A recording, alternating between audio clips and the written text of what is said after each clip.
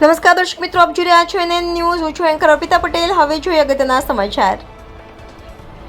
Road બનાવવો નહીતર દશેરાએ કોર્પોરેટરના પૂતળાનું દહન થશે. સુરતમાં ભાજપના ગ્રુપમાં કાર્યકરોએ ઠાલવી હૈયાવરાળ.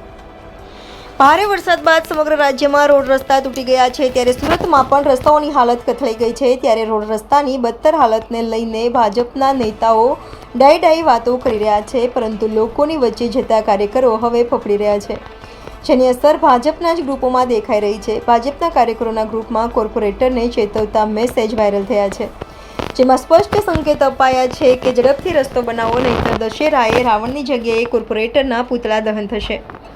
શહેરના જર્જરિત બની ગયેલા રસ્તાઓને લઈને ભારે રોષ જોવા મળી રહ્યો છે. વોર્ડ નંબર 13ના ગ્રુપમાં કાર્યકરોનો રોષ જોવા મળ્યો છે.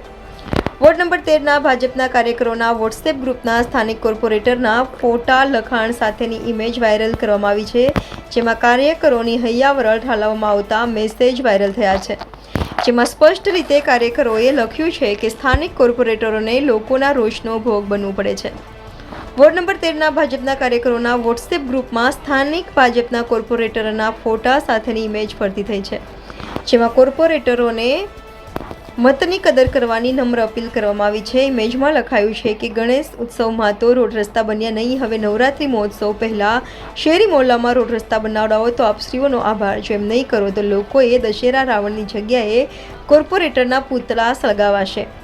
આ પોસ્ટને લઈ ભાજપના 2 કોર્પોરેટરોની પ્રતિક્રિયા સમાવી છે. તેઓ કહ્યું કે આ માત્ર અફવા ફેલાવવાનું કામ છે. અસામાજિક ઇસમો અમને બદનામ કરવાનું કામ કરી રહ્યા છે. અમે કામ કરાવ્યા છે, સતત કામગીરી ચાલે છે, પરંતુ સામી ચૂંટણીએ અમને બદનામ કરવા માટે આ કામગીરી થઈ રહી છે. NN news Vadodara. દર્શક મિત્રો, એનએન ન્યૂઝને લાઇક, શેર, સબસ્ક્રાઇબ કરો, બેલ આઇકન પ્રેસ કરો, જેથી આપને નોટિફિકેશન્સ મળતી રહે.